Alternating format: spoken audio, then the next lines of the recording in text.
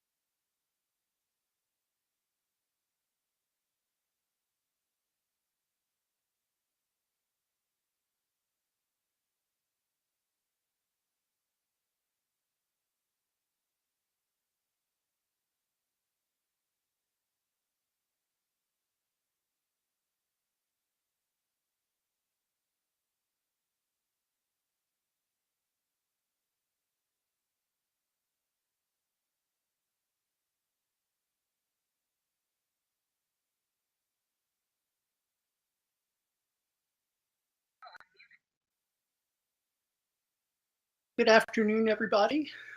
My name is David Dumonde. I'm a digital learning architect with the Center for Teaching and Learning. I know some of you. Welcome, Dawn and Sabrina and Cheryl and Mary Beth. I'm really happy you're all here. I think this is a really interesting topic. It's something that engages me a lot personally.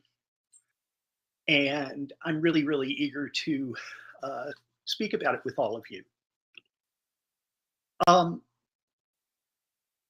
During the presentation, you are more than welcome to ask questions in the public chat.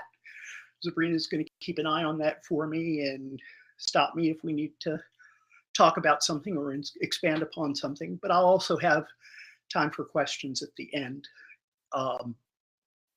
And we will see how this goes. I think it's important that since we're talking about contemplative practices here, that we start off with a little bit of silence, a little bit of time to collect ourselves, put aside whatever it was we may have been doing before we joined here, and spend some time turning inward. I'm going to assume that most of you already have some type of contemplative practice that you do. So I'm not going to guide a meditation.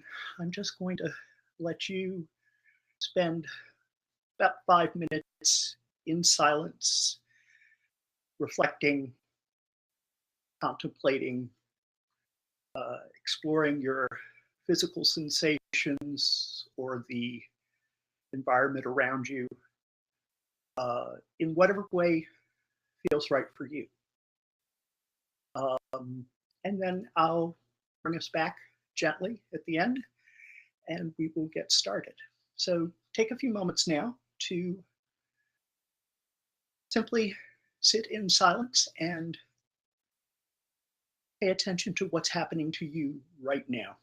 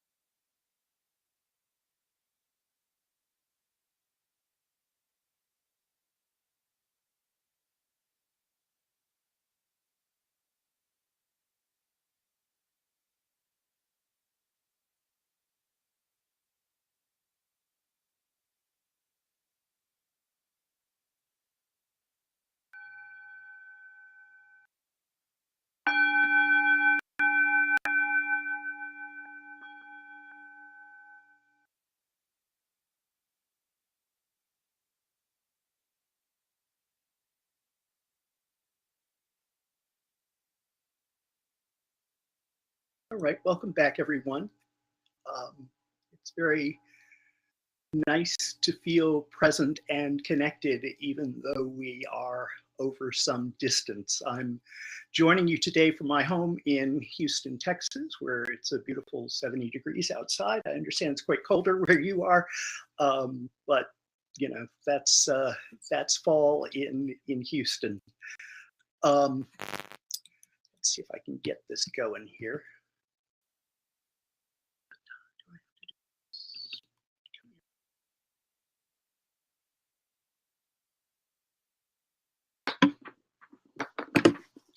Thanks for giving me a second to get myself completely set up, organized here.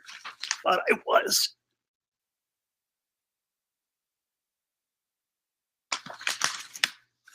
But if I don't plug in my laptop, you will see me disappear unexpectedly, and we don't want that to happen. So, okay.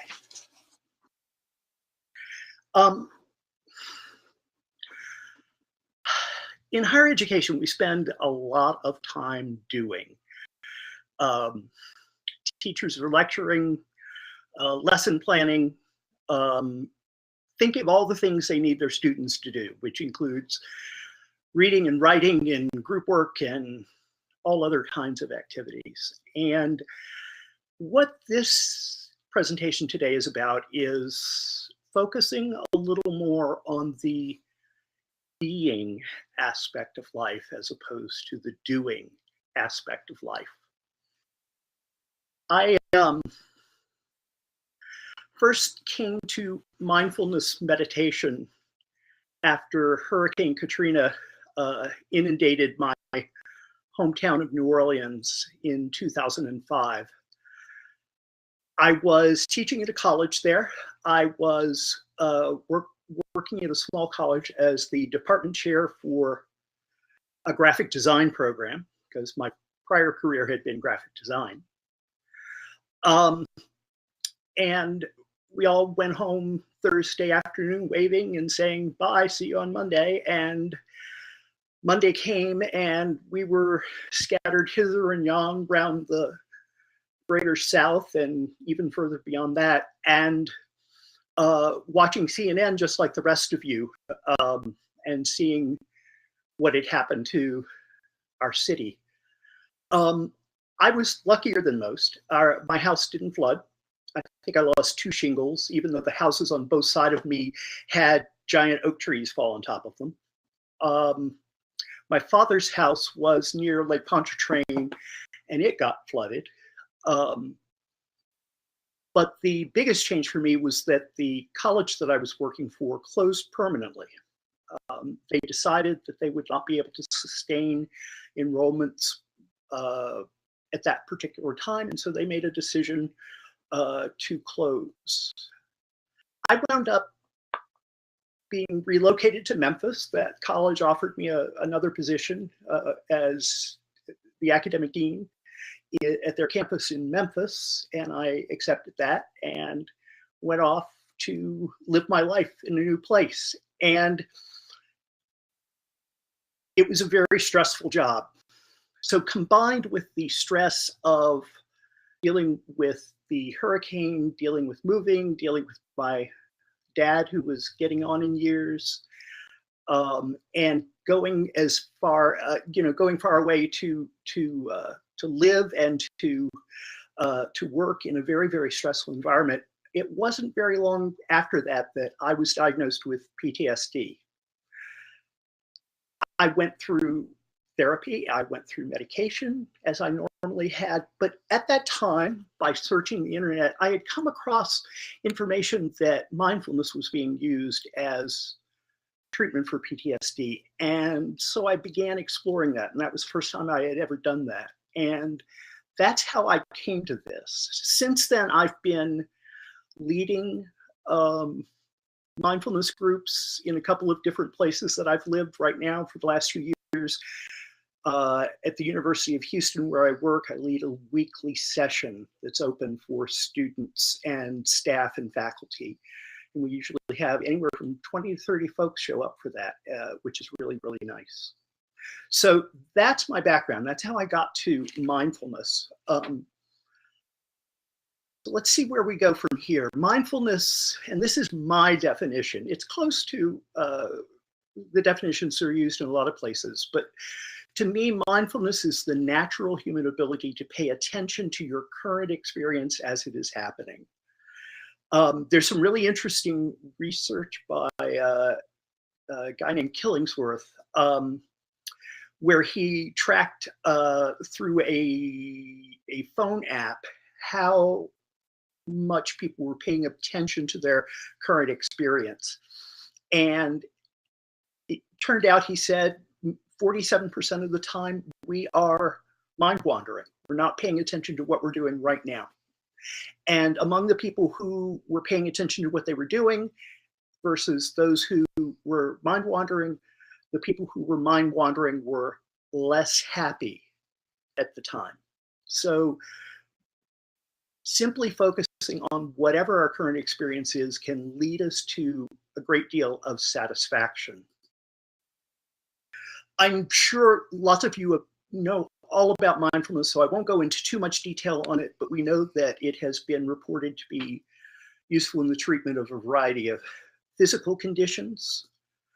It's also good for a variety of cognitive benefits, and that's of particular importance for our students working on attention, concentration, memory, and it may not take a failing student and turn them into a straight A student, but it may just give them a little bit of an edge on academic performance overall. It's also good for emotional balance and regulation. Emotional intelligence is really important as our students migrate into the professional world and also right there within the classroom. So there's all kinds of things that it's good for in terms of learning a little balance in life. And of course, there's lots of stuff in the media about how it's being used all over the place. This is a Google session from Google's Search Inside Yourself program, where they're teaching some corporate types how to be mindful, being used in the sports world by very famous people, most of whom I don't know because I don't follow sports. It's being used in the military, both as a treatment and as a preventative for PTSD, which I think is really remarkable. And first responders are now increasingly being trained. This is a police force in Canada. And I recently read that the Dallas Police Department, which you may remember last year, I think, or earlier this year, their department was kind of troubled by some circumstances that had happened there, and they've started using mindfulness now to give first responders a chance to find the gap between stimulus and response. Of course, if it's good for the police, it's good for the prisoners, and there's lots of really great prison programs going on. They are becoming more common, even though there's some resistance to it in certain areas of the country, but it's a way of turning a prison cell into a monastic cell. And I think that a lot of people are gaining a lot from those kinds of programs. And of course, there's education. This classroom is in the Portland Public Schools. And a good friend of mine, she's the pretty blonde lady you can see just barely on the left-hand side. She is Caverly Morgan, and she has developed an organization called Peace in Schools. And she was able to persuade the Portland Public Schools to offer mindfulness studies as a credit course in high school, which and it's been hugely successful. It's expanded to multiple campuses. They almost can't train teachers fast enough to keep up with the demand for this, and it's really been quite wonderful. The take up on mindfulness has probably not been as widespread in higher education, but it has been showing up, and we'll learn a little bit about that. But that's what we want to focus on today. How do we deal with contemplative practices in adult learning? To me, the most important value of education is its power to transform. And the most valuable part of mindfulness for me is its power to create deep transformation. Mindfulness is usually promoted in the West as a therapy, as a way to feel like less anxious, to reduce stress, to remove or prevent relapse to depression. And all of those are really good. But if we take, that's because Western mindfulness has kind of been taken out of its original context from the East. And there are deeper levels of transformation that can be achieved with this. I think that fits very, very well with the mission of education. And so we'll talk a little bit about that. I also want to think about teaching itself as a helping profession. I know many of you come from various health fields, and the health fields, of course, are practically the definition of a helping profession. But as I mentioned once in a CTL meeting to my colleagues, teaching itself is a helping profession, and we need to treat it that way and respect it that way. And we are working to develop our students because they have a future as helping professionals. And so this is all part and parcel of our mission. In the online world, we talk about instructor presence a lot because if all you have is a bunch of PowerPoints to download when you go into the online classroom, it doesn't feel like there's much of a teacher there. So we always, when we're designing online courses, which is what my primary work is, we're always working on ways to insert the instructor as a human being into the course by using video and audio and working in discussion boards and all of that. But we can easily overlook the importance of instructor presence in the regular face-to-face classroom. And to me, that's key, to recognize that as the instructor appears in the classroom and presents themselves to the students, that has a big impact on how the learning process goes for the students. So we want to be mindful of that. There's a very good book called Contemplative Practices in Higher Education by Daniel Barbazat and Mirabai Bush. I found this really, really good reading. I'm going to make sure you have links to that in the faculty area in Canvas when this is over. And if you're looking for a good resource, this is one I would recommend. I have some other resources at the end of this presentation. A lot of the information that I'm going to be talking about here is taken from that book. So that's why I wanted to let you know where I was getting it. There are other things that are just my own musings. But when we talk about contemplative practices, it can be a wide variety of practices, just as meditation itself has hundreds or maybe more than that of different variations. The variety of contemplative practices that we can bring into the classroom is also quite broad. When students and faculty develop and deepen their use of contemplative practices, certain values and skills emerge from that. And that's what I'm going to be talking about in the next section. Find my notes. Here we go. One of the values that emerges is patience. Rather than being overly challenged or stressed by problems that emerge, we can see problems as something to be solved or something to be negotiated with another party. Students can learn to approach challenges with a fresh perspective. As far as wisdom is concerned, wisdom has a lot to do with the decisions we make.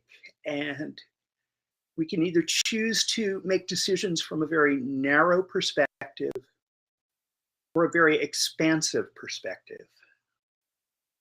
And we can learn to respond appropriately to different situations. Students can help find their passion through this and learn to turn anger or self-righteousness in difficult situations where they may feel very, very passionate about something. They can transform that into energy that finds creative solutions. Self-reflection, of course, is sort of the core of contemplative traditions. And in the case of self-reflection in a classroom, it can help students find their own voice for discussions or activities that happen in the classroom. They can see that their contributions are really valuable and contribute to the growth of the classroom and what the learning situation is. Self-reflection also refers to metacognition, thinking about thinking, and having our students think more about how they think. It's one of the most valuable things we can teach them. Calm is an important emotional development. Learning to regulate emotions in the classroom and preparing for professional life and to be a calm presence with patients, if that is the way students wind up going, or being a calm presence in a leadership position. All of that is a natural outcome. Of course, ethics is incredibly important, and this is part of what happens when we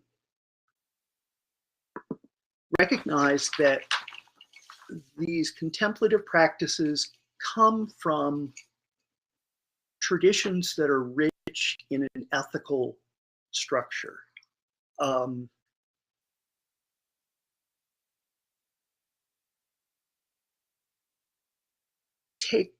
Making a commitment, I guess would be the way I would say it, to an ethical approach in the classroom becomes an important way for students to find courage and find strength to be authentic.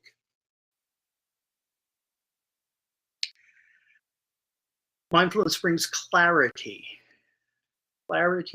of purpose, integrity in complex situations, and helps us remember our values. Compassion becomes important in the classroom, where we help students to appreciate the interconnections through empathy and manage difficult situations with a greater sense of ease.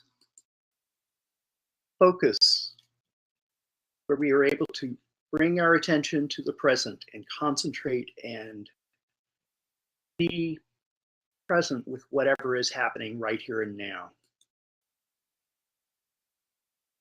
Opening into insight, opening into awareness of the conditions and motivations that others are coming from. Listening, truly listening, hearing what others have to say, being completely present with another person. And that promotes empathy. And of course, creativity becomes an important part in learning situations, because that's where we become open to new ideas and recognize habitual patterns that we might need to let fall aside. Now, I've been talking about all of these qualities in terms of our students, but these dozen qualities that I have listed here are also valuable qualities for teachers. And I think they frame a way that we can reflect on our own teaching practice and see if we are meeting the same kinds of expectations for ourselves that we have for our students. So let's get a little more practical about this and talk about some guidelines. If you wanted to introduce contemplative practices in the classroom, what would you want to consider? Personal practice to me is number one. If you are going to bring mindfulness or yoga or any kind of contemplative practice into your classroom, it's exceedingly important that you have developed this through your own personal practice. Teaching people to be mindful when you're not spending, that 10 or 20 or 30 minutes a day on the cushion yourself is inauthentic. And so start with developing your own personal practice. Improvisation here means, as you're planning to bring these practices into your classroom,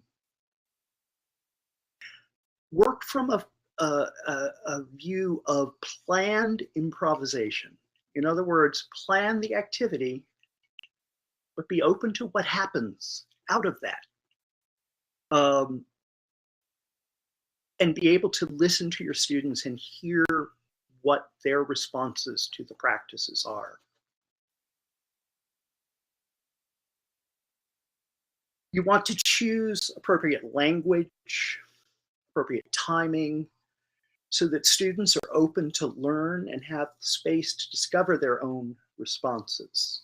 So how you bring this into the classroom and how you frame it as part of the learning experience is really important.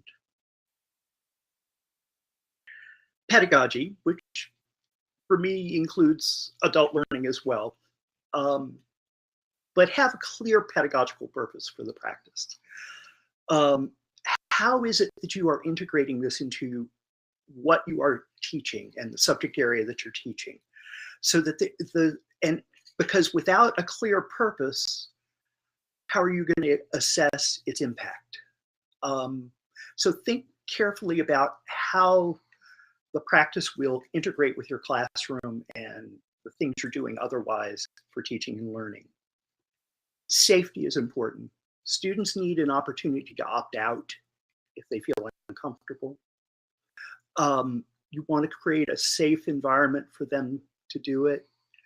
You noticed when I began this, we sat quietly together, but I just sort of let you follow the kind of practice that you probably already do yourself, rather than necessarily trying to guide you through a particular practice that I consider a really valuable one. Now, that doesn't mean you can't provide guidance to your students, but think about how to create the environment, a safe environment for your students, so that they can approach these practices open, with an open heart. Reflection is kind of the core of all of this. And so if you do an activity or an exercise in your classroom that allows that connects in some way to contemplative practices, give students time to reflect on that afterwards, either individually or with their peers, through discussion or writing, but have them start to try to pull up into their own mind, what does it mean to go through these practices. And of course, have a very clear purpose, something that you can explain to students so that they understand exactly what it is you're trying to do and how you're trying to help them and how this will make a difference in what they're learning. And don't forget about diversity. Diversity as human beings, cultural diversity, and spiritual diversity or non-spiritual folks. I imagine at MUIH, it would be a little easier to bring in the Eastern traditions into the classroom than it might be at the University of Houston, where I work. Being a public university, there are places that can be done, but in most classrooms, we would take just a completely secular approach, which is what I do in my weekly mindfulness sessions at UH. So be aware that people are coming from a variety of traditions and be respectful of that. So these guidelines are the keys that you need to think about as you start to plan how you're going to bring things into the classroom. So let's talk about some specific practices. Mindfulness is the key practice that I use, and the one that I share with students and staff at the University of Houston. This, for those of you who might not have encountered some kind of formal mindfulness training before, I have 3 little steps to explain what mindfulness is and how to do it. The first one is simply to sit so that you're comfortable and alert, and that can be with your eyes open or closed. I tell my students, pretend your 2nd grade teacher is tapping you on the shoulder and telling you to sit up straight with your feet on the floor, and that's what we want. We sit in chairs rather than cushions at the university. The second is to turn your attention to the physical sensations of breathing. That's where we're practicing concentration and learning to hold our attention in one spot for as long as we can. But of course, when your mind wanders, and I didn't say if, I said when, you can be certain it will, simply start over again. Go back to turning your attention to the physical sensations of breathing. Minds generate thoughts. Just let them do that. It's not a problem. I know a lot of traditions strongly promote having a clear, calm, thoughtless mind. And there are important values to be found in that kind of internal silence. But for most beginners, and I would assume most students would be beginners at this, I have to recognize that they're coming from a place where they've had decades of experience training their minds to be constantly active. And now we have these wonderful devices we carry in our pockets, which are also constantly keeping us mentally active. So the expectation that you're going to just be able to sit down and have a blank mind is not I don't think it's a useful expectation. So I just say the practice is starting again. That's what the heart of the practice is. Do it. When you notice your mind has wandered, go, oh, okay, start again. And do that 100 times if you have to. Contemplative writing is another way to approach it in the classroom. Allen Ginsberg, the Beat poet, and we, in the Beat generation in the 50s and early 60s, there was a lot of interest among writers in the great Eastern traditions. And Allen Ginsberg taught a class at Naropa University in mindful writing at the Jack Kerouac School of Disembodied Poetics, which sounds like a really cool place to be. And this was one of his homework exercises that he gave students. Stop in your tracks once a day. Take account of the sky, the ground, yourself. Then write 3 verses of haiku. Sit 5 minutes a day. And after you sit, recollect your thoughts. Stop in the middle of a street or the countryside. Turn around in a 360-degree circle and write what you remember. There are all kinds of great writing prompts that you can use for students to get them to just sort of be open to what their experience is right now and to write about it. So those are just some interesting ideas from wonderful poet Allen Ginsberg. There's also the practice of free writing. Sit down with a pen and a piece of paper with a set period of time, 5 minutes, 10 minutes, whatever you want, and write. The pen should not stop. It should constantly be moving. Don't go back and make corrections. Don't worry about your grammar, your spelling, your punctuation. Just keep the pen flowing with whatever comes to mind.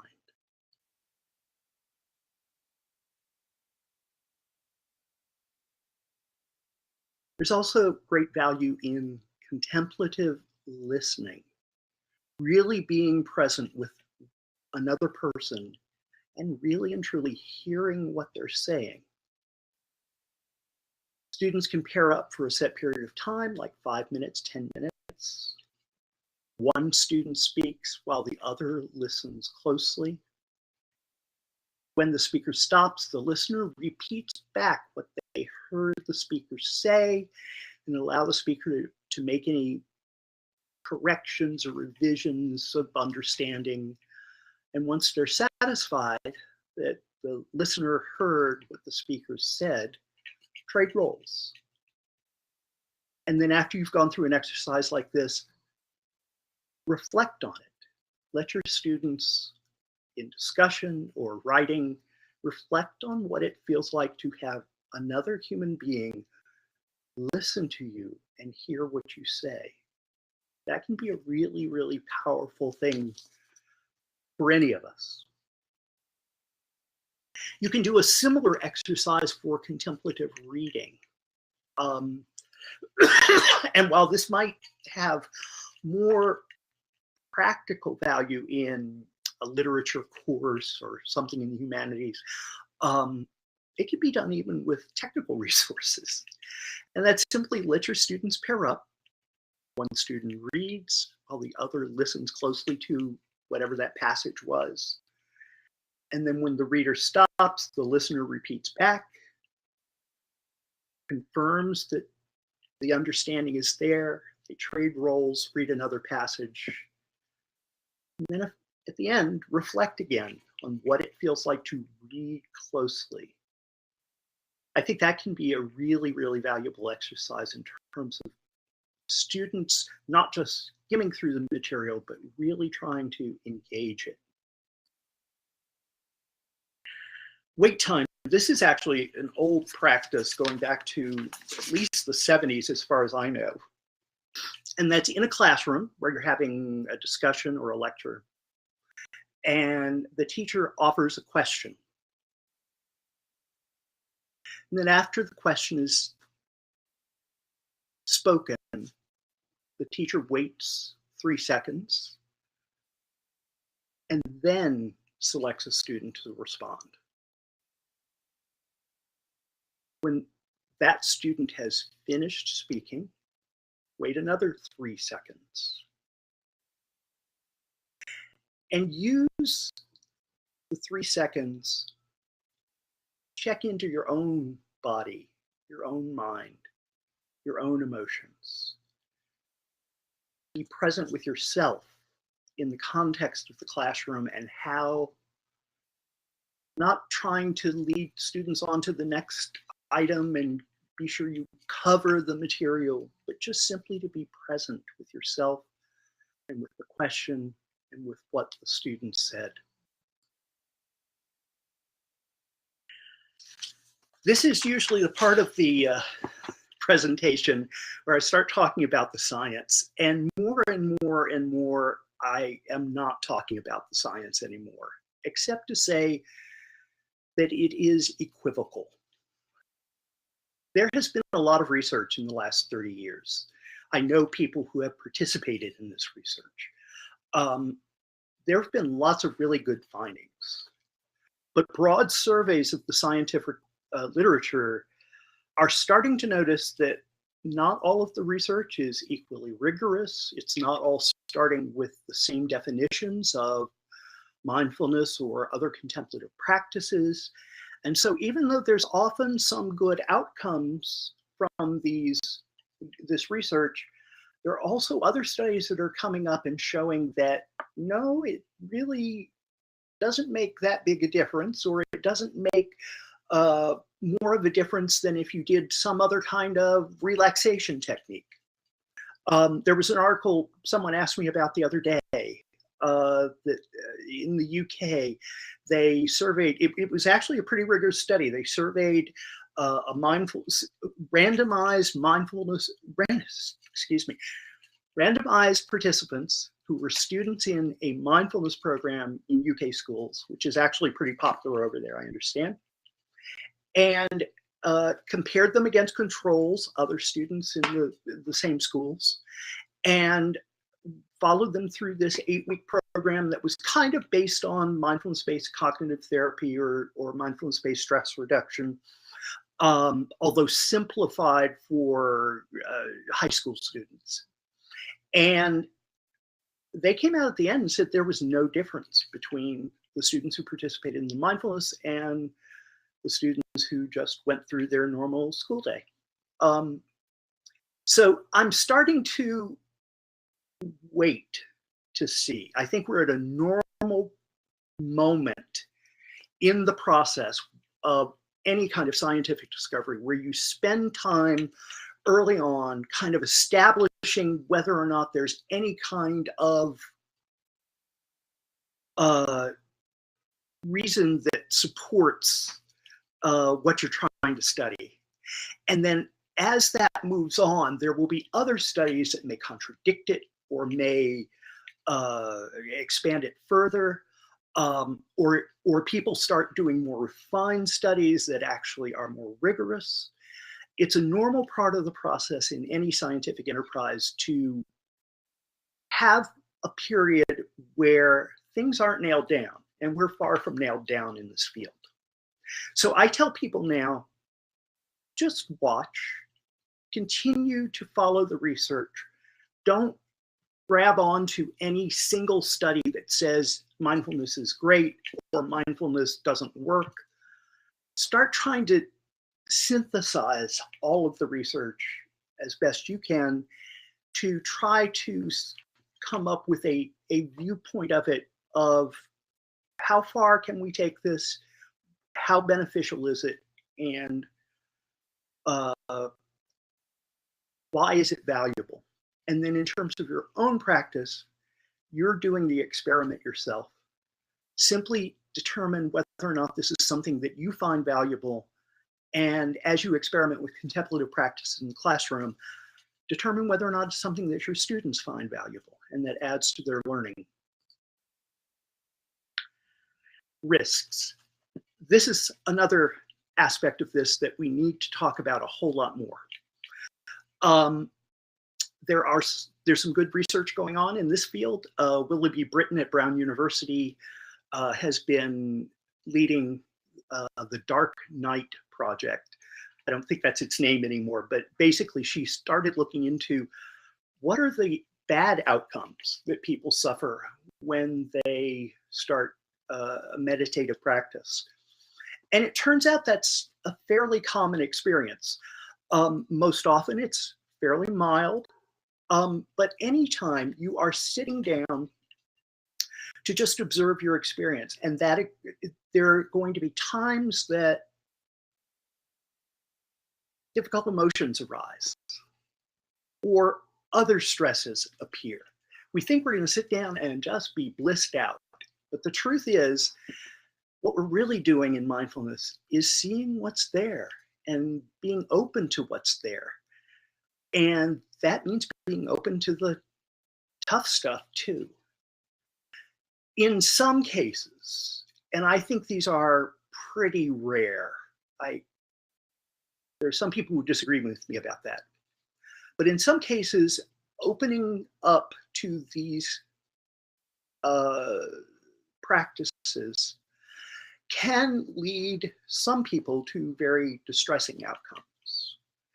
And it's worth being aware that that is a possibility, and that a student who perhaps has an abusive past may have some benefit from exploring their emotions, but they also may come out of that with some very, very difficult feelings. So it's something to be aware of and something to simply be open to when it happens. And if it's necessary, of course, refer the student to a healthcare provider who can address those more serious issues if they come up.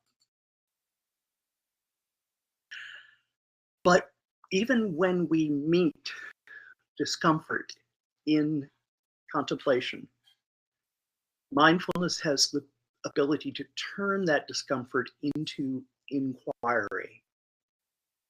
We can come to that discomfort with curiosity. We can be open to it to see how it moves through our body, how it moves through our thoughts. And in the context of a classroom experience, if there's discomfort around a test anxiety is a big one for students. Just learning to go and spend a little time being with that discomfort without trying to change it one bit. Just let it be there. And it's that kind of clarity with our actual emotions rather than running, screaming away and distracting ourselves every chance we get, that we can really turn our mind's attention into what's going on and what we might be able to, how we might be able to live with discomfort. I think there's also an important thing to say about resonance. Get a group of people together and meditate, and it's a different qualitative experience than meditating in silence on your own. I can't tell you what that is. I can't tell you why it happens. I can just tell you that group meditation is powerful. Now imagine doing that on the class level. Imagine the resonance among teachers who are all, several of them trying to bring contemplative practices to their classrooms. Imagine that resonance should a department decide to collectively work towards building contemplative practices into their curriculum, or should the whole campus? And then imagine the effect that has in society as these learners go out in the world and bring their new perspective to their patients and their practice. Tobin Hart says contemplation is a third way of knowing that complements the rational and the sensory. And higher education generally is a little skeptical about anything that isn't just a purely rational or a purely experiential approach. Contemplation allows us to bring that other way of knowing into the classroom. Give you a few resources here at the end, and remember, I'll be glad to take any questions. If you want to add them to the chat, I'll be happy to answer them for you. I'm going to make this PowerPoint slide and some links to some other resources available in the faculty area. This is the book I talked about, Contemplative Practices in Higher Education. I thought it was a great read, and I wasn't expecting it to be. So I I highly recommend it. It tends to be focused a little bit more on liberal arts kinds of circumstances, but I think it's easily adapted to healthcare training and stuff like that.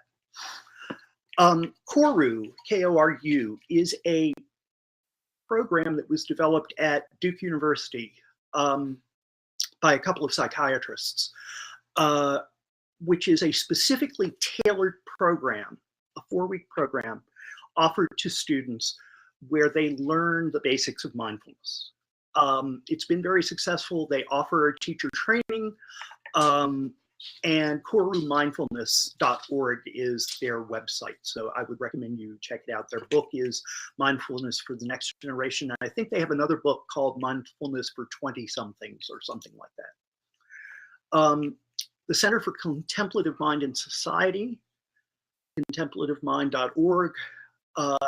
Part of that, one of their initiatives is the Association for Contemplative Mind in Higher Education. They offer conferences, workshops, all kinds of things. It seems to be a great organization and very active, with a lot of people being involved and sharing ideas about how to bring contemplative practices into higher ed.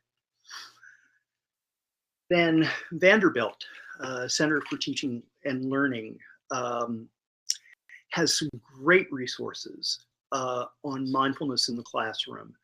Vandy has been doing this for quite a while, and I think it's probably one of the preeminent institutions that are focusing on this kind of thing.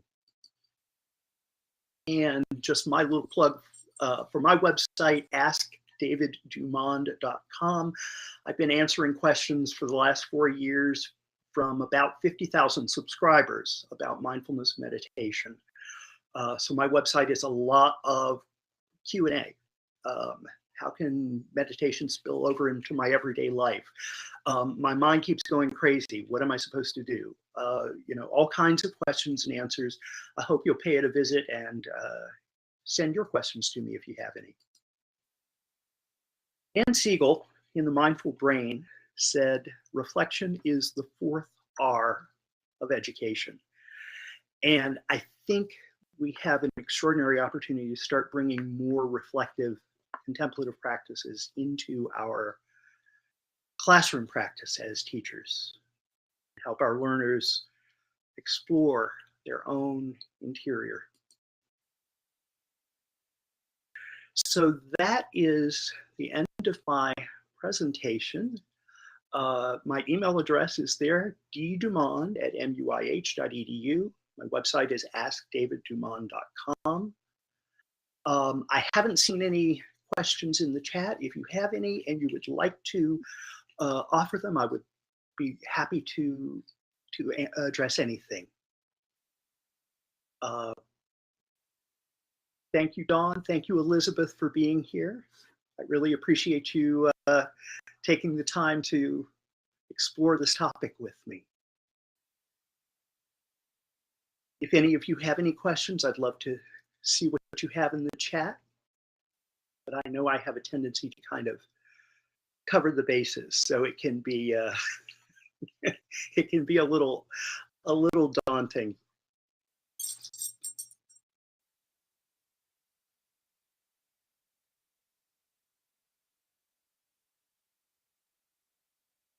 Thank you, Cheryl. I'm glad you enjoyed it.